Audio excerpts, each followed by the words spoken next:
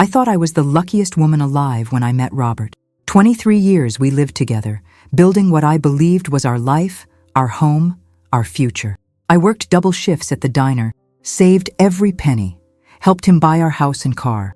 When he died last spring, I discovered the most devastating truth a woman could face. He had left everything, absolutely everything, to his ex-wife. The house I helped pay for, the car we bought together, even his monthly pension of $3,000. All of it went to a woman who had refused to sign divorce papers for over 2 decades. If you're watching this video, give it a like. Subscribe to the channel and tell me in the comments where you're listening to my story of betrayal and unexpected justice from. I want to know how far this has reached. My name is Patricia, and at 62 years old, I never imagined I'd be starting over completely. But sometimes, life has a way of teaching you that the universe keeps its own accounts. I was 57 when I first saw Robert at Murphy's hardware store in downtown Phoenix. He was tall, broad-shouldered, with graying temples that made him look distinguished rather than old. I was buying paint for my tiny rental apartment, trying to make that cramped place feel like home after my divorce 3 years earlier. "That's a beautiful color," he said, nodding at the warm yellow I'd chosen. "Sunshine yellow. My grandmother used to paint her kitchen that exact shade." Something about his voice, deep and gentle, made me look up. His eyes were kind, with laugh lines at the corners. When he smiled, I felt something I hadn't felt in years. Hope. "I'm hoping it'll brighten up the place," I told him. "These Arizona apartments can feel so cold with all the beige walls." "I'm Robert," he said, extending his hand. "And I'd love to help you paint if you'd let me." That's how it started. 3 months later, he had moved into my small apartment on Camelback Road. He was everything my ex-husband hadn't been. Gentle, helpful, attentive. Every evening when I came home from my job at Romano's Diner, the apartment would be spotless and dinner would be waiting. There was just one small detail he'd mentioned early on. He was still technically married to his ex-wife, Jennifer. They'd been separated for over 10 years, he explained, but she refused to sign divorce papers. "She says divorce is against her religion," Robert told me one evening as we sat on my tiny balcony, watching the sunset paint the desert mountains orange and pink. "But we haven't lived together in a decade. She has her life, I have mine. The papers are just papers." I believed him. Why wouldn't I? He was with me every night, every weekend. He talked about our future together, about traveling to see the Grand Canyon, about maybe getting a little house with a proper yard someday. The first red flag should have been when Robert took me to meet his mother, Eleanor, at her house in Scottsdale. The moment we walked through her front door, I could feel the chill in the air that had nothing to do with the air conditioning. Eleanor was a small, sharp-eyed woman in her 80s who looked at me like I was something unpleasant she'd found on the bottom of her shoe. She didn't offer me coffee. She didn't ask me to sit down. Instead, she stood in her pristine living room with her arms crossed and delivered her verdict. "I need you to understand something, young lady," she said, her voice cutting through the afternoon silence. "My son is a married man. He has a wife and 2 children who need him. I don't know what kind of woman you are, but I will not accept this arrangement in my family." Robert's face went red. "Mom, please. Jennifer and I have been separated for 10 years. You know that." "Separated is not divorced," Eleanor snapped. "And until you come to your senses and go back to your real family, this person is nothing more than a temporary distraction." She turned those cold gray eyes back to me. "Mark my words. He'll get tired of playing house and return to his wife where he belongs. Men like my son don't abandon their responsibilities for long." I felt like I'd been slapped. Robert tried to apologize on the drive home, but the damage was done.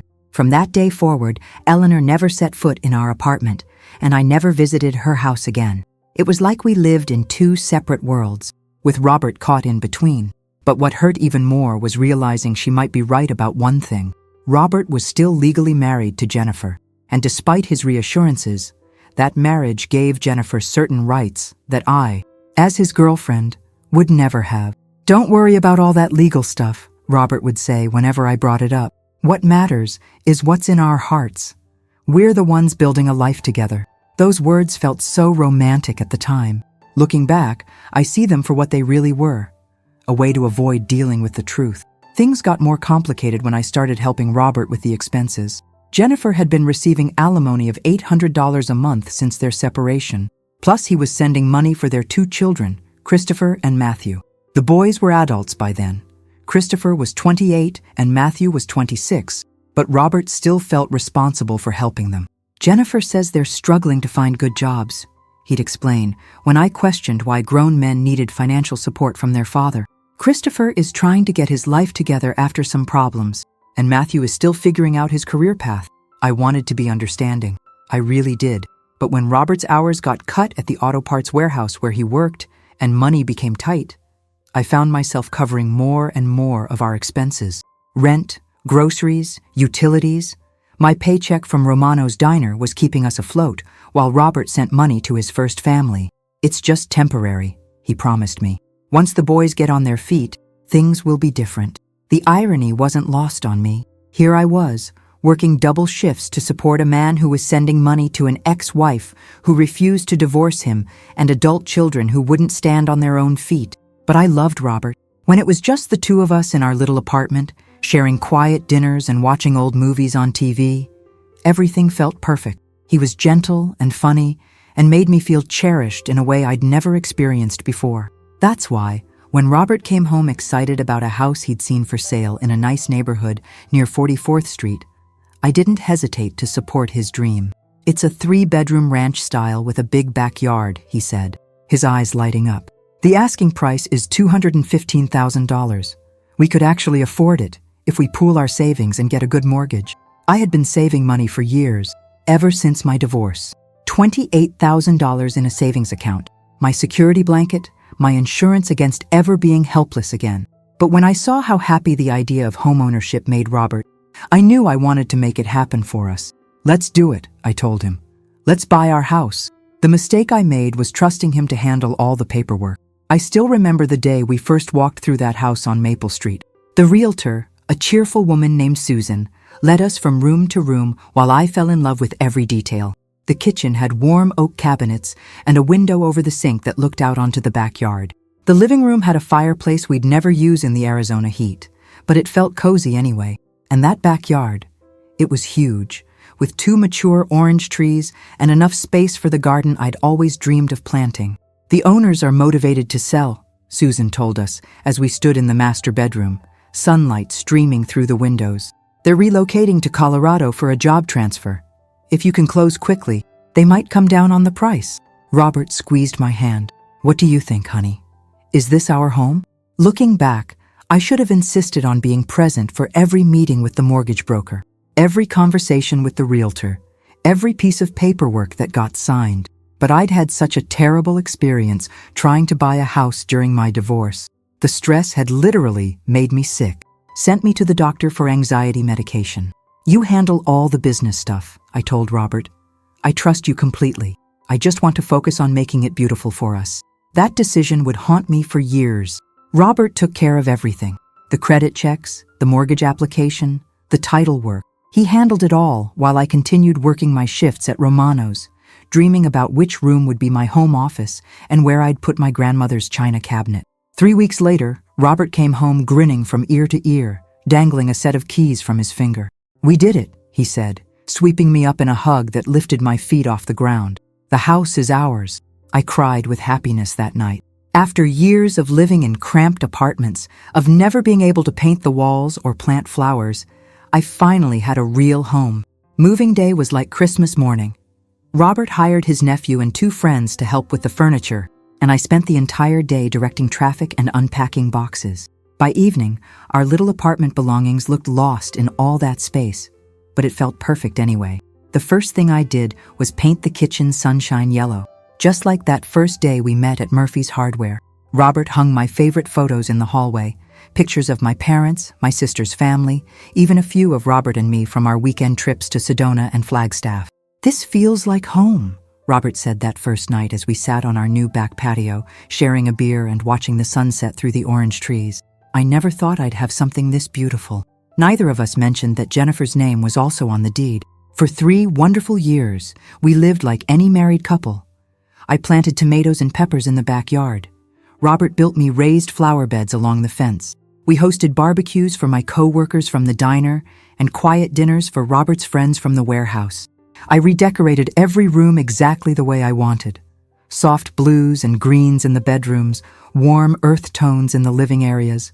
I bought real furniture, a dining room set from a furniture store instead of second-hand pieces, a matching living room set in buttery leather, even a new king-size bed for the master bedroom.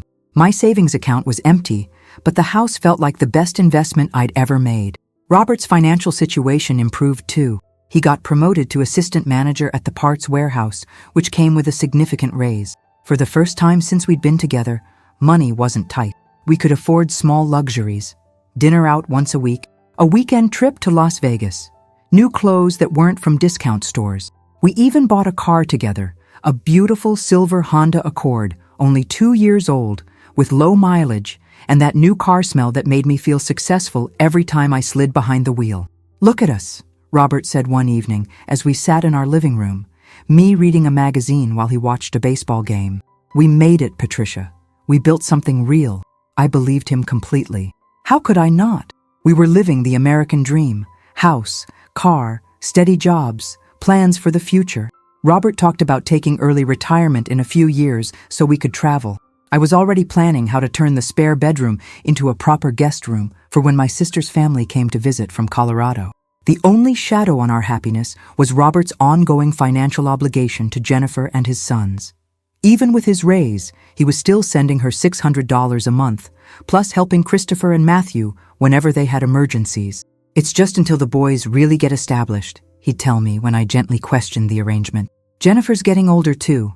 She'll need that support." I tried to be understanding, but it stung sometimes. Here we were, building our life together, and part of Robert's paycheck was still going to maintain his old life. But I loved him, and I trusted him, and I believed that eventually things would change. I had no idea that legally nothing had changed at all.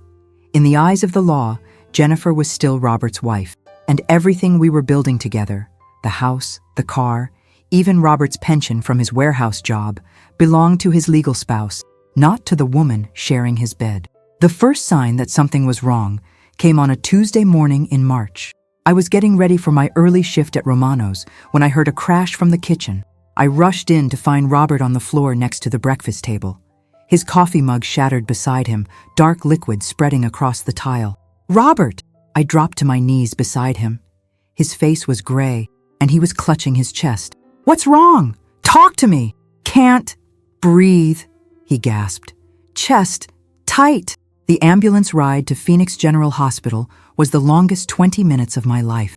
I held Robert's hand while the paramedics worked on him, hooking him up to monitors that beeped and flashed with alarming urgency. His wedding ring, the one he'd never taken off, even after 20 years of separation, caught the light from the medical equipment. "Are you his wife?" the emergency room doctor asked me after they'd stabilized Robert. The question hit me like a physical blow. "I'm his. We live together. We've been together for 6 years." The doctor's expression became carefully neutral. "I see. Well, Mr. Henderson has had a significant heart attack. We're going to need to run more tests, but he's stable for now. Can I see him? Family only in the ICU, I'm afraid. But once we move him to a regular room, you should be able to visit during normal hours. Family only." The words echoed in my head as I sat in the hospital waiting room, surrounded by worried spouses and children who had every legal right to be there. I was nothing more than a girlfriend, with no more access to information about Robert's condition than a stranger would have. It was Jennifer who swept into the ICU 3 hours later, followed by Christopher and Matthew. I watched through the glass doors as they surrounded Robert's bed, Jennifer taking his hand while the boys flanked his sides. The nurse smiled at them warmly. Here was the real family, the ones who belonged. When Jennifer emerged from the ICU, she noticed me sitting in the corner of the waiting room. She was smaller than I'd imagined, with short blonde hair and tired eyes, but there was something steely in her expression as she approached me. "You must be Patricia," she said. "I'm Jennifer, Robert's wife."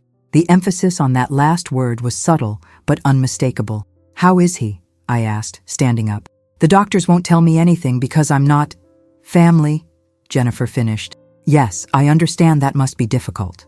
But Robert is going to be fine. The doctors say he'll need surgery to put in some stents, but his prognosis is good." She paused, studying my face. "I think this is a good time for you to know that Robert and I have been talking about reconciliation. This heart attack has made us both realize how precious life is, how important family really is. My legs felt weak. What are you talking about? Robert and I live together. We have a house. Robert and I have a house, Jennifer corrected gently. I know this must be confusing for you, but legally, I'm his wife. Everything Robert owns is community property.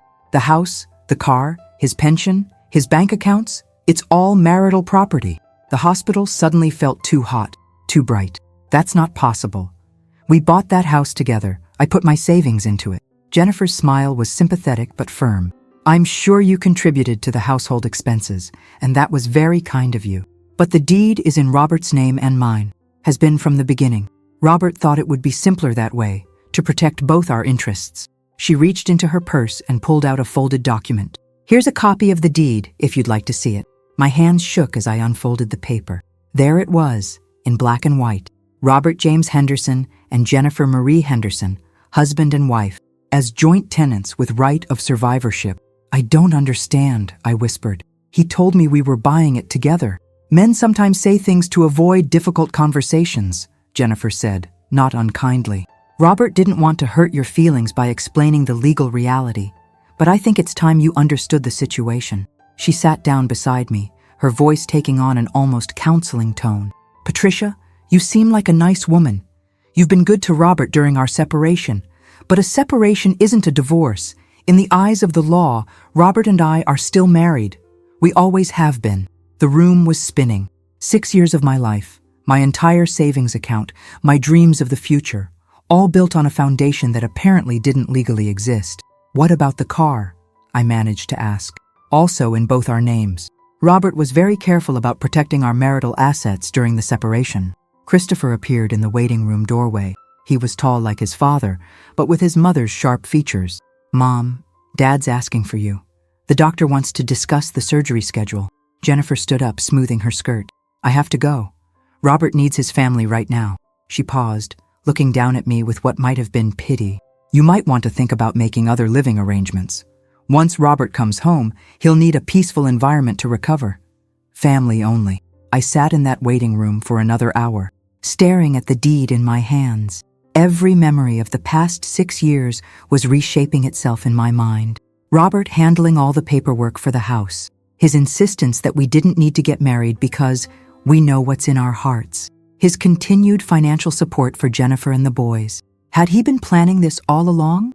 Or had Jennifer simply seized an opportunity when Robert's brush with mortality made him vulnerable?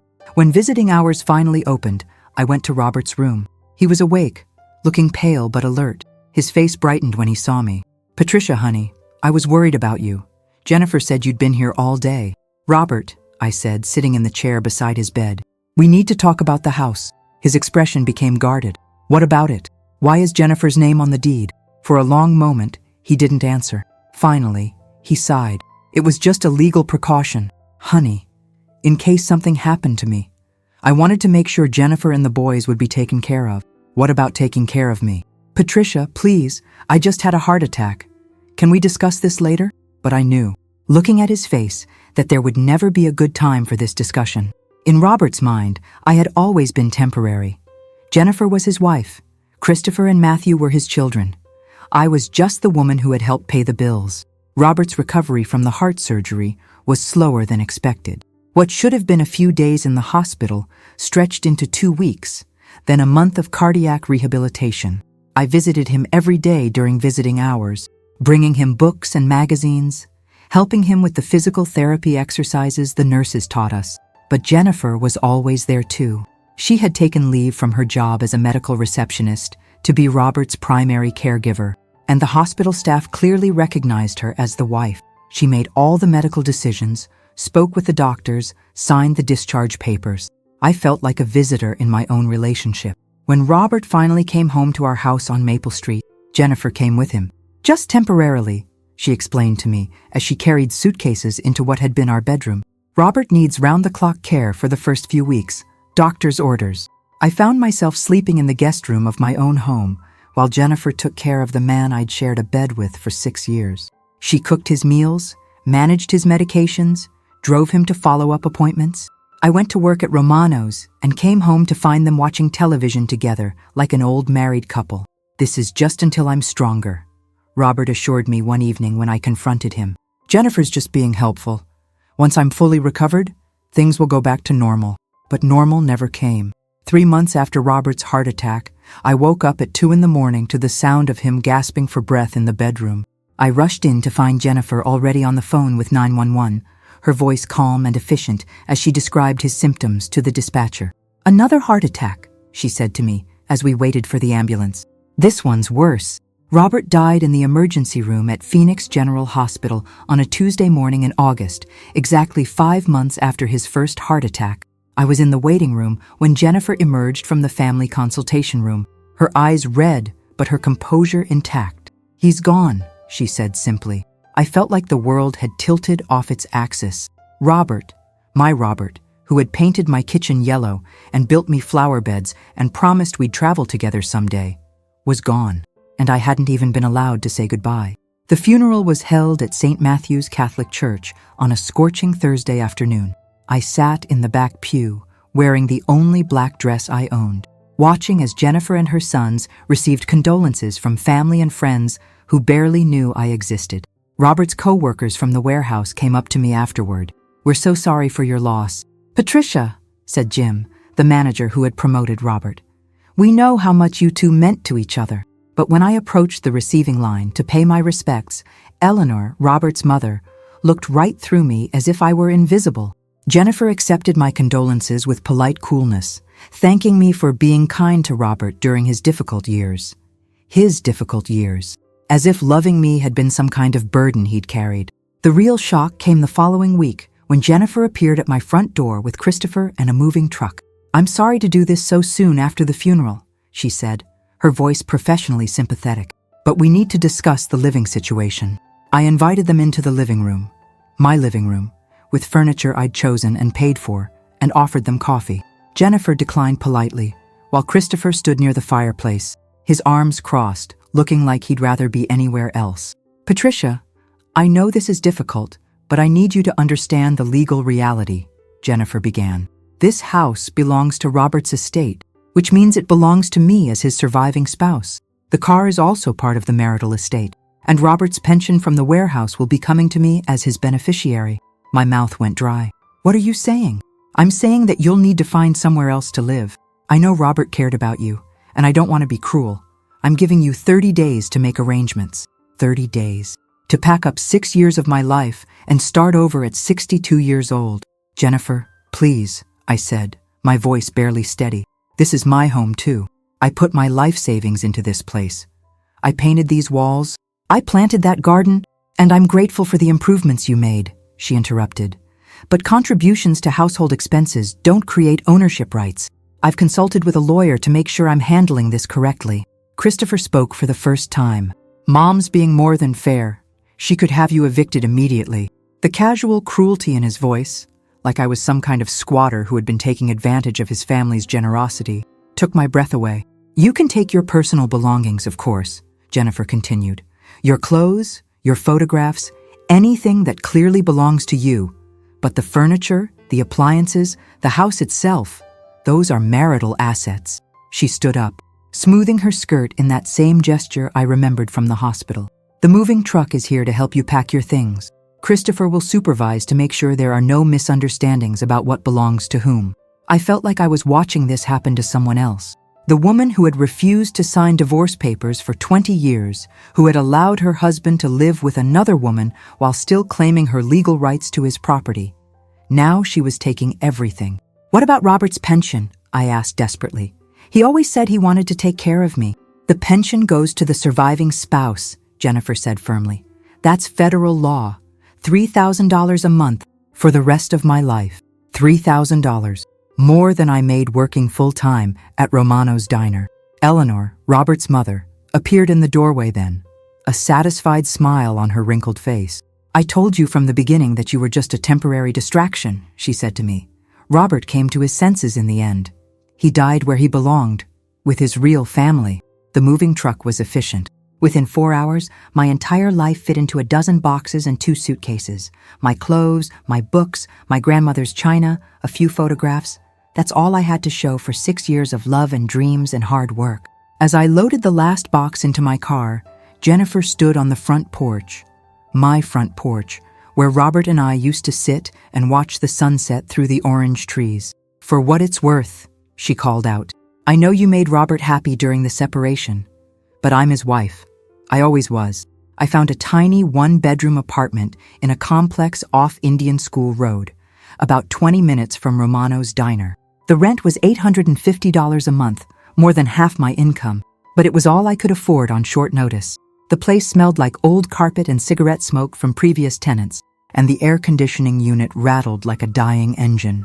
My first night there, I sat on the floor surrounded by boxes, eating a peanut butter sandwich for dinner because I couldn't afford to buy groceries and new furniture in the same month.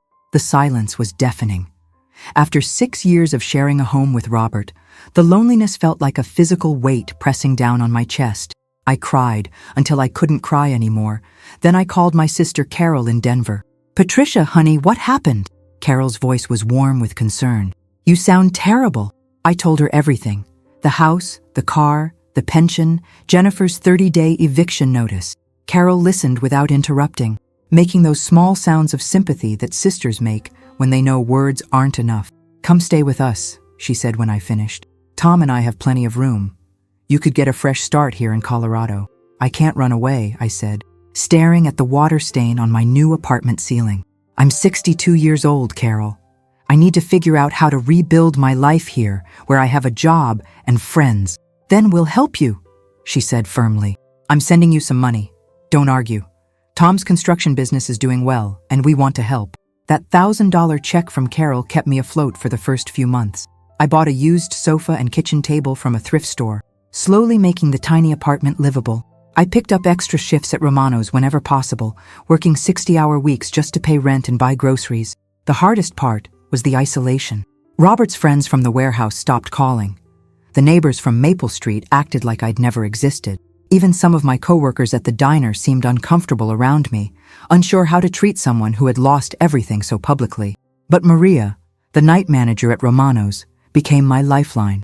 She was a tough woman in her 50s who had raised 3 kids as a single mother after her husband abandoned them. "Mija," she said to me one evening as we cleaned up after the dinner rush, "you can't keep carrying this anger around. It's going to eat you alive." "How can I not be angry?" I asked, scrubbing a stubborn stain from one of the tables. "I gave him everything I had, my savings, my trust, 6 years of my life. And for what? So his ex-wife could take it all when he died? Because you loved him," Maria said simply. "And love isn't a business transaction. You didn't love him so you could inherit his house. You loved him because your heart told you to." She was right, but it didn't make the betrayal hurt any less. Months passed. I established a routine: work, grocery shopping, paying bills, sleeping in my narrow bed while listening to the neighbor's television through the thin walls. I was surviving, but I wasn't living. Then, about 8 months after Robert's death, Maria came to work with interesting news. "Patricia, you remember my cousin Rosa? She works at the county assessor's office?" Maria was practically vibrating with excitement as she tied her apron behind the counter. "Rosa mentioned that she knows some people in your old neighborhood. She heard something about that house on Maple Street, the one you used to live in." My heart clenched. I'd driven past the house exactly once since moving out, and seeing Jennifer's car in the driveway had made me sick to my stomach. "What about it?" "Rosa says there was a fire, a bad one. The house is, well, it's not really a house anymore." I stared at Maria. "What do you mean, a fire?" "Christopher, Robert's son? He's been living there since the funeral. Rosa heard from her neighbor that he's been having problems with drugs. Apparently, he was smoking something in the bedroom last week and fell asleep. The whole place went up." My first emotion was shock, followed immediately by an unexpected surge of grief. That house, with its sunshine yellow kitchen and the flower beds Robert had built for me, had been my home. Even though Jennifer had taken it away from me, the thought of it burning down felt like losing Robert all over again. "Was anyone hurt?" I asked. "Christopher got out, but barely. Rosa says he was in the hospital for smoke inhalation. The fire department couldn't save much of anything." Maria paused, studying my face. "There's more. Rosa says Jennifer is having a hard time with the insurance company. Apparently there are questions about whether Christopher was using drugs in the house. If they can prove drug use caused the fire, the insurance might not pay out." I felt a strange mix of emotions. sadness for the house, concern for Christopher despite everything, and something else I was ashamed to recognize. Relief, maybe even satisfaction. That's terrible, I said, and meant it. What will Jennifer do? Rosa doesn't know, but she says Jennifer's been calling lawyers, trying to figure out her options. That night, lying in my narrow bed, I thought about karma. I'd never been a particularly religious person, but there was something poetic about the house burning down. All of Jennifer's careful legal maneuvering, all of her talk about marital assets and surviving spouse rights, and now the house that she'd claimed so righteously was nothing but ashes and debris. I didn't celebrate the news, but I didn't feel sorry for her either. For the first time since Robert's death, I felt like the universe might have its own sense of justice after all. A few weeks later, Maria brought more news. Rosa says the car got stolen, she announced as we prepped for the lunch shift. That silver Honda you and Robert used to drive? Someone broke into Jennifer's garage and took it. Rosa heard she didn't even discover it was missing for 3 days because she'd been dealing with the insurance investigators. This time, I couldn't hide my smile. Really? Really? And here's the kicker. The police found it burned out in a parking lot in South Phoenix. Total loss. 2 total losses in less than a month. The house and the car. Everything Robert and I had built together. Everything Jennifer had claimed as her rightful inheritance was gone. The third piece of devastating news came 6 months later, and this time it was even more personal.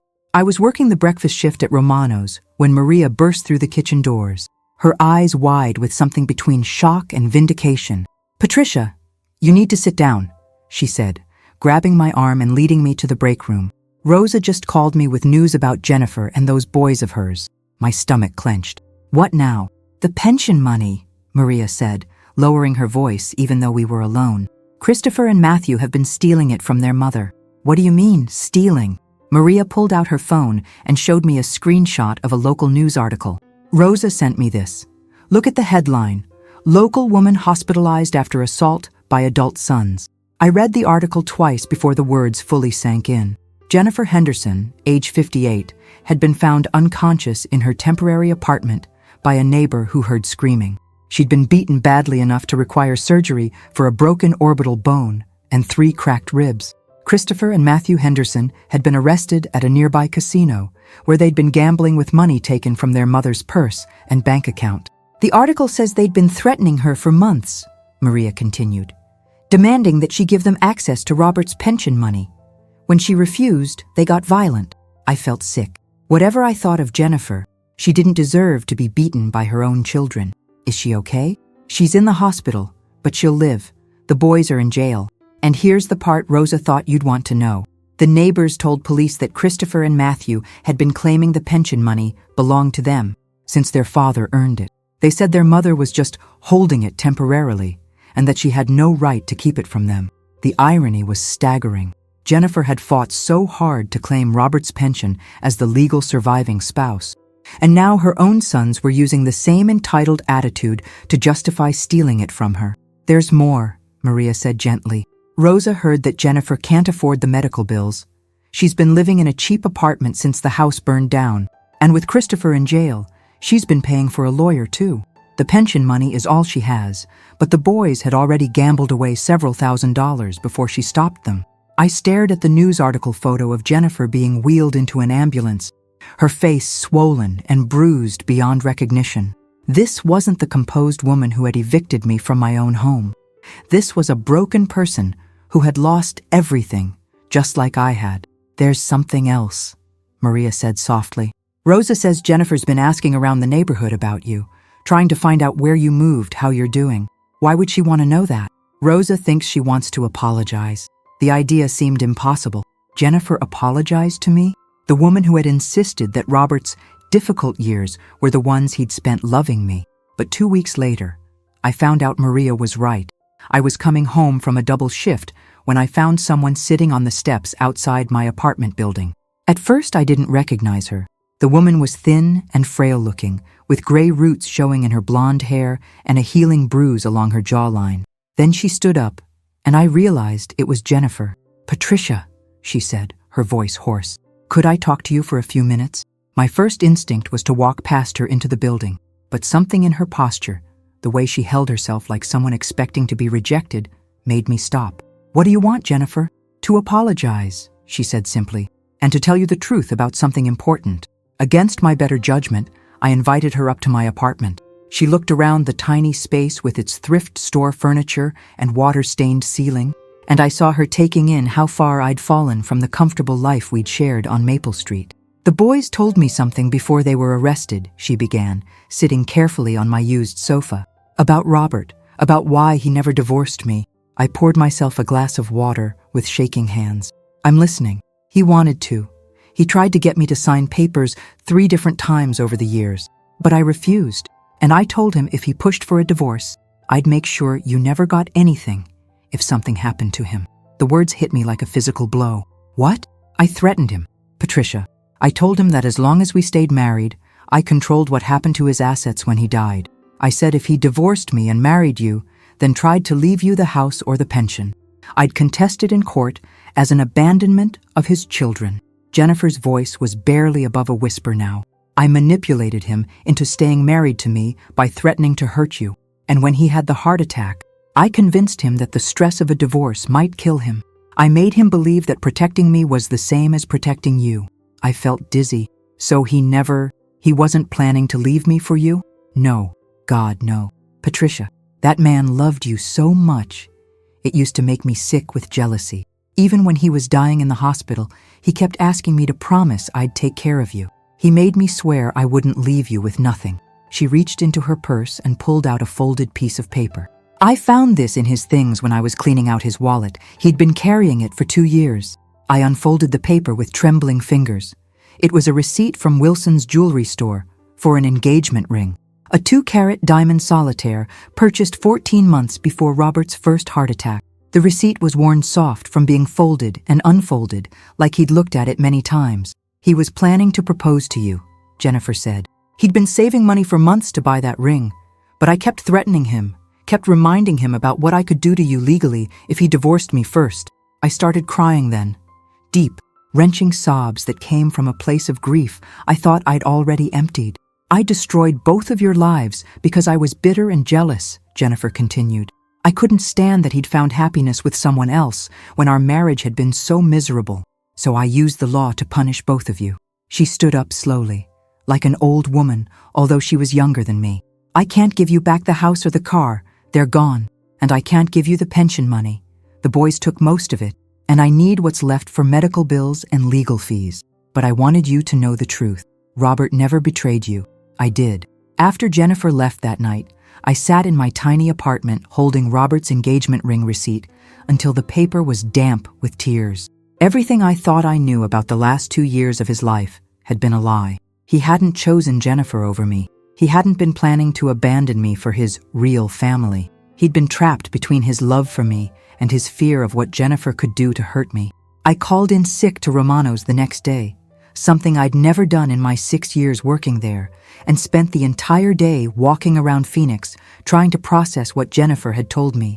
Robert had carried that receipt in his wallet for over a year, looking at it, planning our future together, while I'd been questioning his commitment. The cruelest part was realizing how Jennifer's manipulation had poisoned our last months together. All those times I'd felt like the other woman in my own relationship, all the moments I'd doubted Robert's love, they'd been orchestrated by someone who couldn't bear to see us happy. But along with the grief came something unexpected: relief. The man I'd loved for 6 years hadn't betrayed me. He'd been as much a victim of Jennifer's schemes as I had been. 3 days later, Jennifer called me. "Patricia, it's Jennifer. I know I have no right to ask, but could I see you again? There's something else I need to tell you." This time, we met at a coffee shop near my apartment. Jennifer looked even worse than she had the first time, thinner, more fragile, with the defeated posture of someone who had lost everything that mattered. "I've been thinking about what I owe you," she began without preamble. "Not just the apology, but actual restitution." I stirred my coffee absently. "Jennifer, you said yourself there's nothing left. The house burned down, the car was stolen." "There's the land," she interrupted. "The lot where the house was. It's still worth something, maybe $60,000. And there's Robert's life insurance policy, a small one through the warehouse, about $25,000. I never claimed it because I was dealing with the house fire and the boys' legal problems." She pulled out a manila folder and set it on the table between us. I want to sign it all over to you. The land, the insurance money, everything I can legally give you. I stared at her. Why would you do that? Because it's right. Because Robert wanted to take care of you, and I prevented him from doing it. Her voice cracked slightly. And because I'm dying, Patricia. The words hung in the air between us like smoke. What do you mean dying? Cancer. Stage 4 pancreatic. The doctors found it when I was in the hospital after the boys beat me up. They're giving me maybe 6 months. I felt like I'd been punched in the stomach. Whatever Jennifer had done to me, this was a death sentence no one deserved. I'm so sorry, I said, and meant it. I don't want your pity, she said quickly. I want your forgiveness, and I want to do the one right thing I can still do before I die. She pushed the folder toward me. It's all here. The deed to the land, the insurance paperwork, everything already notarized. My lawyer helped me put it together. Jennifer, I can't take this. You're sick. I need to know that Robert's wishes were finally honored, she said firmly. He loved you, Patricia. He wanted to marry you, wanted to build a life with you. I stole that chance from both of you, but I can't steal it from you forever. She stood up, moving carefully like her bones hurt. The boys are going to prison. Christopher got 8 years, Matthew got 5. They don't deserve anything from their father's estate, not after what they did to both of us. What will you do? For medical care? I have Medicare. And honestly, Patricia, I'm tired. I'm tired of fighting, tired of being angry, tired of carrying around all this hatred. She managed a small smile. Maybe it's time to let go. 2 weeks later, I found myself standing on the empty lot where my house with Robert had once stood. The concrete foundation was still there, cracked and blackened from the fire, with weeds growing up through the gaps.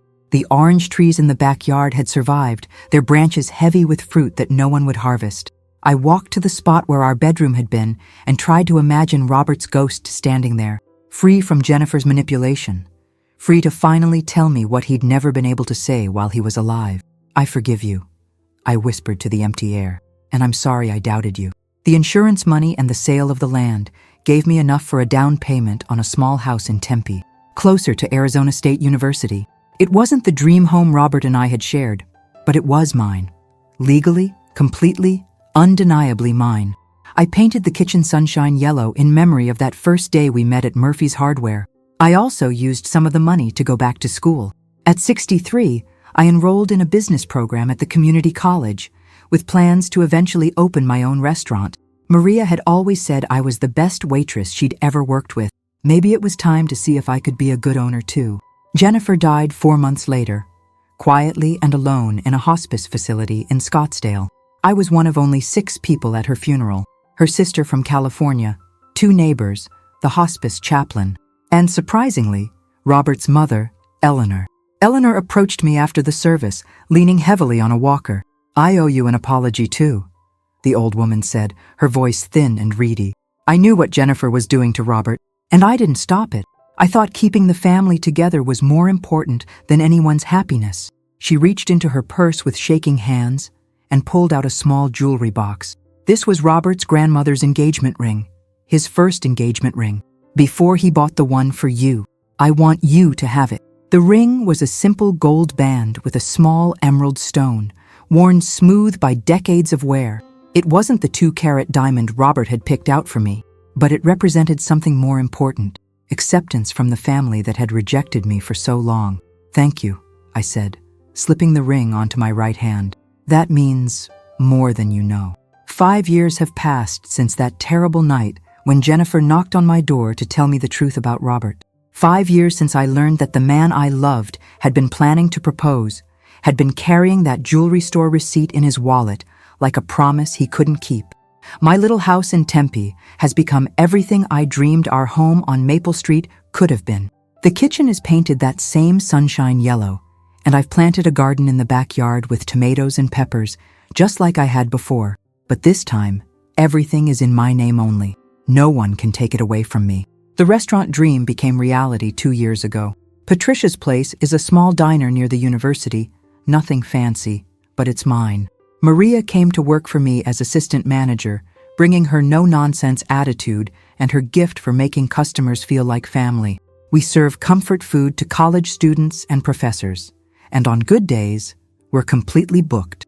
I still think about Robert every day, but the anger has faded into something softer, a bittersweet understanding of how complicated love can be when legal complications and family loyalties get in the way. I wear his grandmother's emerald ring on a chain around my neck, close to my heart, where Jennifer's manipulation can never touch it again. Sometimes I wonder what would have happened if Robert had been braver, if he'd divorced Jennifer despite her threats and married me properly. Would we have had more time together? Would he have lived longer without the stress of maintaining his double life? But I've learned that what if is a dangerous game to play. The truth is, Robert loved me the best way he knew how within the constraints Jennifer had created. And in the end, even after death, that love found a way to take care of me. The most unexpected gift has been the relationship I've developed with Robert's sister, Linda. She reached out to me last year, having heard about Jennifer's deathbed confession from Eleanor. Linda had always suspected that Jennifer was manipulating Robert, but she'd been afraid to interfere in his marriage. "Robert talked about you all the time," Linda told me over coffee at my restaurant. "He'd light up whenever he mentioned your name.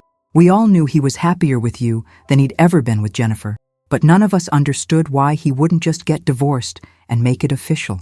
Linda has become like the sister-in-law I never got to be legally. She brings me photos of Robert from when he was younger, tells me stories about his childhood, helps me understand the man I loved from perspectives I never had access to when he was alive. On the anniversary of Robert's death each year, Linda and I visit his grave together. We bring fresh flowers and tell him about our lives, about the restaurant, about how his mother is doing in her nursing home. Last year, Linda brought a copy of my business license for Patricia's place to show him. "Look, Bobby," she said, kneeling by his headstone. "She did it. She built something beautiful, just like you always said she would." I've started dating again, cautiously, carefully, but with an open heart. There's a professor named David who comes into the restaurant every Tuesday and Thursday for lunch. He's a widower, understands what it means to love someone you've lost. We take walks around Tempe Town Lake and share stories about our previous lives.